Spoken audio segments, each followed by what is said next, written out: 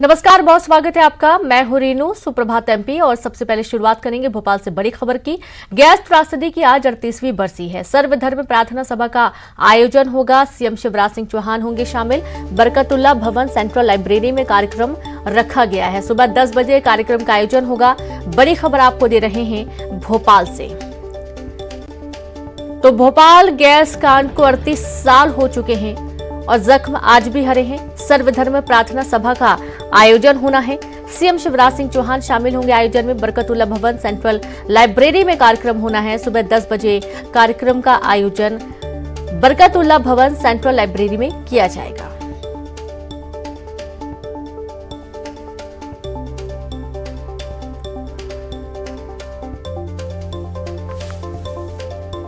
तो भोपाल गैस कांड को 38 साल हो गए। कुछ लोगों के जख्म अभी भी बिल्कुल हरे हैं। और आप ये देखिए कि इस गैस त्रासदी के बाद कई परिवार बिछड़ गए, कई लोगों की जान चली गई। एक बड़ी संख्या में एक साथ लोगों की जान चली गई थी। सर्वधर्म प्रार्थना सभा का इस दौरान आयोजन किया जा रहा है। आज सुबह 10 बजे बरकतुल्ला भवन सेंट्रल लाइब्रेरी में कार्यक्रम का आयोजन होगा। सीएम शिवराज सिंह चौहान इसमें शामिल होंगे।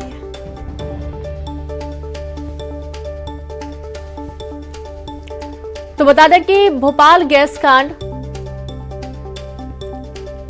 जब हुआ उस दौरान कई मासूम बच्चे बिछड़ गए अपने परिवार से। कई लोगों की जान चली गई।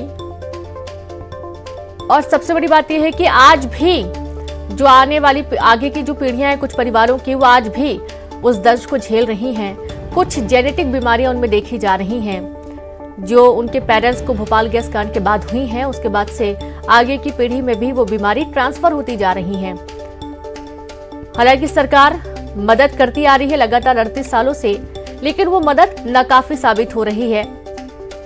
और चलिए सीधे रुख करेंगे, संवाददाता वासु जुड़ गए हैं। वासु, आज का दिन और आज की रात बहुत ही दर्दनाक रात है, क्योंकि जिन जिन लोगों ने दर्द झेला है भोपाल गैस कांड का, उनके लिए काली रात के बराबर है। बहुत दुखद, बहुत ही भयभीत करने वाला वो पूरा मंजर था। और आज देखा जा रहा है कि सर्वधर्म प्रार्थना सभा ने आयोजन किया है।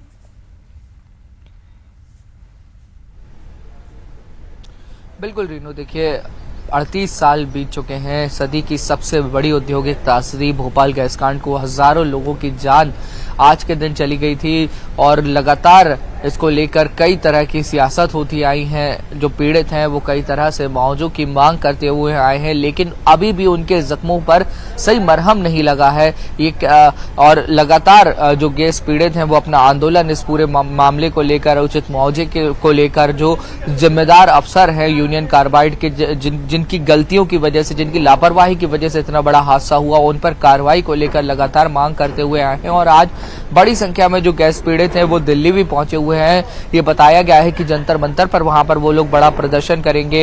औद्योगिक जो मंत्री हैं, रसायन मंत्री हैं, उनसे भी मुलाकात करेंगे और अपनी मांगों को रखेंगे। गैस पीड़ित संगठनों का कहना है कि जो गैस पीड़ित हैं या फिर जो गैस पीड़ित दिवंगत हो चुके हैं, उनके परिजन हैं, उनको 5-5 लाख रुपए प्रति व्यक्ति के हिसाब से एक उचित मुआवजा दिया जाए, क्योंकि गैस त्रासदी जो हुई थी और जो गैस के साइड इफेक्ट्स थे वो इतने ज्यादा थे कि न सिर्फ जिन लोगों की गैस लगने से मौत हो गई, बल्कि कुछ ऐसे भी लोग थे जिनको गैस लगी वो सरवाइव कर गए, पर उन्हें कैंसर जैसी गंभीर बीमारियों से कहीं ना कहीं जूझना पड़ रहा है। और उनकी आने वाली पीढ़ियों में भी कई तरीके की जो सांस से संबंधित बीमारी है, कैंसर जैसी बीमारी या फिर अन्य रोग हैं या फिर कमजोर इम्यूनिटी सिस्टम है, इस तरीके की चीजें लगातार बनी हुई है। भोपाल के कुछ इलाके ऐसे भी हैं जहां पे अभी भी अगर आप सॉइल की बात करते हैं या अंडरग्राउंड वाटर की बात करते हैं तो उसमें भी कहीं ना कहीं जो गैस का जो अंश है वो मिल जाता है, उसके जो दुष्प्रभाव है वो मिल जाते हैं, जिसके संपर्क में आने से लोग लगातार बीमार भी हुए हैं। अब 38 साल इस पूरी त्रासदी को बीत चुके हैं। आज सर्वधर्म सभा का भी आयोजन किया गया है। जो दिवंगत हैं उनको श्रद्धांजलि दी जाएगी। गैस लगने से जिनकी मौत हुई थी उनको याद किया जाएगा, उन्हें श्रद्धांजलि दी जाएगी। और शासन प्रशासन की ओर से जो कुछ प्रयास किए जा रहे हैं पीड़ितों के लिए, उसके बारे में भी इस दौरान जानकारी दी जाती है। कल हमने देखा कि यूनियन कार्बाइड जो फैक्ट्री है उसके सामने बड़ी संख्या में गैस पीड़ित पहुंचे और गैस पीड़ितों को श्रद्धांजलि वहां पर दी। जो मृतक है उनको श्रद्धांजलि दी। बड़ी संख्या में मोमबत्तियां वहां पर जलाई गई। तो इस तरीके के अनेक कार्यक्रमों का आज आयोजन किया जाएगा। खुद मुख्यमंत्री शिवराज सिंह चौहान सर्वधर्म सभा में आयोजित कार्यक्रम में शामिल होंगे और सभी धर्मों के जो धर्मगुरु हैं वो भी इस पूरे कार्यक्रम में वहां पे मौजूद रहेंगे और सभी धर्मों की ओर से प्रार्थनाएं की जाएगी उन दिवंगत आत्माओं की शांति के लिए जिनकी मौत गैस लगने के चलते असमय हो गई थी। जी रीनू। जी बिल्कुल बिल्कुल वासु, और आप लगातार जुड़े रहे, शुक्रिया तमाम जानकारी साझा करने के लिए। भोपाल गैस त्रासदी, दुनिया की इस बड़ी औद्योगिक दुर्घटना के 38 साल बीत गए हैं, लेकिन गैस पीड़ितों की हक की लड़ाई जारी है। इन लोगों को आज तक इंसाफ नहीं मिला। 1984 में यूनियन कार्बाइड से जहरीली गैस का रिसाव हुआ था और देखते ही देखते हजारों लोगों की मौत हो गई। यही नहीं, जो बच गए वो गंभीर बीमारी से पीड़ित हैं।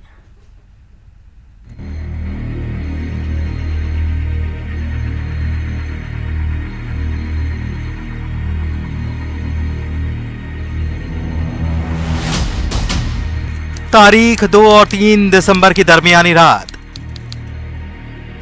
साल 1984। ये वो साल है जिसे भोपाल का कोई भी शख्स नहीं भूलता। ये वो तारीख है जो खौफनाक मंजर की याद दिला देती है।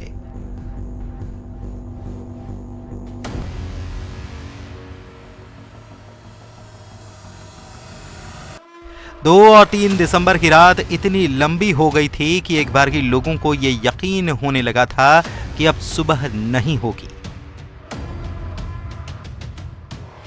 लेकिन सुबह हुई तब दुनिया ने जान लिया भोपाल शमशान जैसा हो गया है।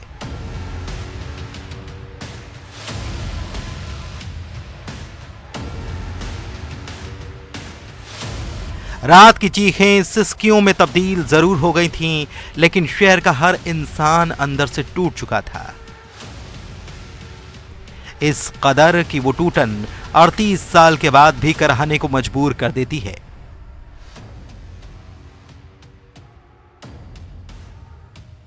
यूनियन कार्बाइड से जहरीली गैस मिथाइल आइसोसाइनेट लीक हुई थी। जहरीली गैस के गुबार ने न मजहब देखा, न जात, न उम्र ही देखी।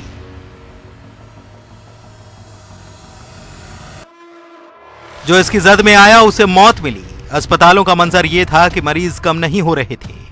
धरती का भगवान भी दवा छोड़ दुआ पर एक बार की भरोसा करने लगा था। मेरे पीछे आप देख रहे हैं यूनियन कार्बाइड, और ये वही यूनियन कार्बाइड है जहां पर 2 और 3 दिसंबर की दरमियानी रात सैकड़ों लोग हैं वो यहां से निकली जहरीली गैस का शिकार हो गए थे। आज भी उन लोगों के जो परिजन हैं उन्हें उचित मुआवजा नहीं मिला है, ना दवाएं मिली हैं, ना इलाज मिला है, और आज भी वो दर दर भटक रहे हैं क्योंकि वो अपने न्याय के लिए 38 सालों से लगातार लड़ाई लड़ रहे हैं।